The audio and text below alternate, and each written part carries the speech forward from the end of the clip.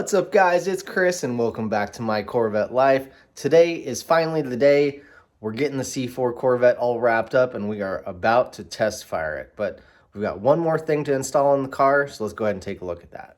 So I've showed you guys before, I've been waiting on this heat shielding for this EGR pipe here, and it finally came in. Kind of a long, drawn-out story on this thing, but it is finally here. And this has a very interesting story. So first, I want to give a shout out to Design Engineering Performance Products. They have really stepped up to the plate and came through for me on this. So they are a excellent company. They make a bunch of products that are made right here in the USA. And I got to say, you know, even some of the best companies make mistakes. It happens. So just real quick, just a rundown of what happened. It took 5 times to get the correct product. First time I ordered it via Amazon, and it was actually on me. I ordered the wrong size, so returned that, ordered the correct size, still through Amazon, came back to me, and the packaging said 11.5 inches long, and that's the correct size that I needed. The product inside the box was actually 15 inches long. So I contacted Amazon, returned that, did it again. Number 3, same thing. Box said 11.5 inches long. The product was 15 inches long. So instead of doing this transaction through Amazon, I figured there's no way that this company is going to get the information they need to get their product packaged correctly. So I actually contacted them directly through Instagram. Now, I've told you guys, Instagram is a great platform. I think it's totally underutilized, especially for the car community. It's not just like a millennial and a Generation Z thing. It's actually very useful. You can contact these companies directly and get immediate response. So I actually sent them a video telling them what was going on, and they were very, very apologetic. I was very patient with them. You know, I know things like this happen. They actually went through their entire inventory, repackaged everything, and sent me the correct products. They also sent me a free t-shirt for my troubles. And they actually sent me the product free of charge. So thank you to them. I know it took a few tries, but we eventually got the right part. The part actually just showed up from UPS. Shout out to my friend Matt that owns the blue C6 Z06. He's actually a UPS driver. He's delivered a lot of my Corvette parts, so that's actually kind of cool. So it's finally here. Let's get it installed, and then we can fire up the C4. All right, here's that old one. It is just absolute trash. So got the new one installed. Looks really nice. So everything on this car is buttoned up now. So now we can go ahead and try to fire it up. All right, so first thing we got to do, put the key in the ignition, just turn it to accessory, let the fuel system prime since the whole fuel rail is empty. All right, let's go ahead and try to do this.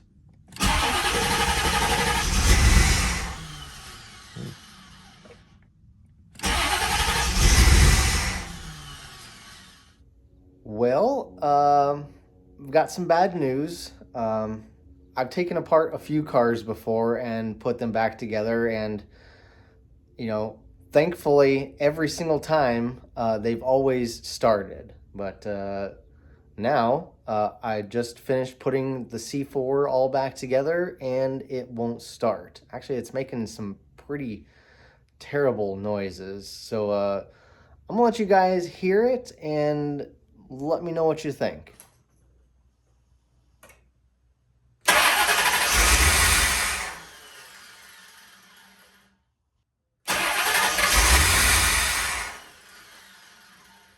All right, guys, so it's the next day. I spent some time trying to figure this out.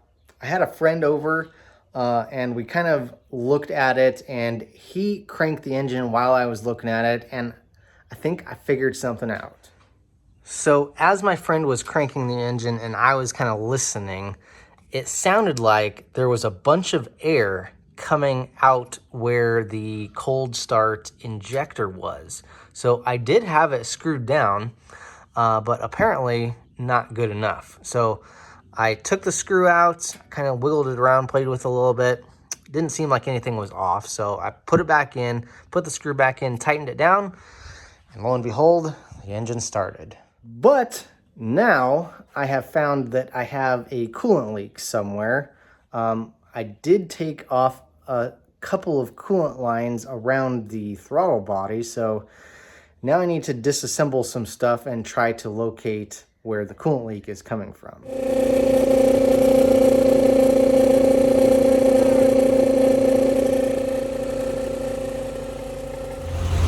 All right, coolant leak is fixed. Turns out that hose clamp that was holding on that just wasn't tightened down enough, so that's all good to go. She's running right.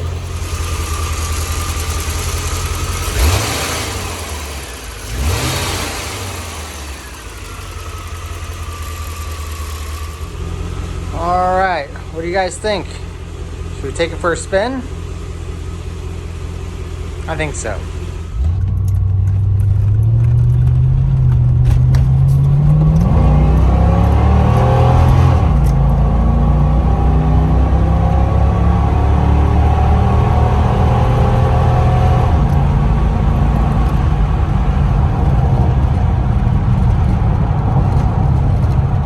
All right, guys, so I took the car out last night for a quick spin. You guys saw that short little clip there. Car runs fantastic. I couldn't be happier. In fact, before I did the ignition tune-up, the engine kind of had a weird vibration that I wasn't really sure about. I actually thought that it might be the U-joints, but after doing this, that vibration is completely gone. So it must have been a misfire of some kind. So plugs, wires, distributor cap, distributor rotor, and ignition coil. Those 5 things made a huge difference. So when the car first initially wouldn't start, I was a little worried that the timing might have been messed up, but after a little bit of further research, as long as you don't pull the distributor completely out of the engine, your timing shouldn't get messed up at all. So if you're just taking the cap and rotor off, the timing shouldn't be affected. So just put those parts right back in the same exact location that you took the old parts off, and you should be golden. Just make sure that when you put everything back together, that everything is in its correct spot. All of the vacuum lines are in their correct locations and connected, and make sure that all your coolant lines are tightened down, and you shouldn't have any issues at all. So I actually just got back from Cars and Coffee this morning. I took the C5 this morning. Long story short, the C5 has a squeaking tensioner again. So if you guys didn't know the story behind that, so I had a squeaking belt tensioner. I replaced it. The new one started squeaking again. Replaced that one. It was fine for a little bit. And then I discovered that the squeaking started again, and it was actually coming from the AC belt tensioner.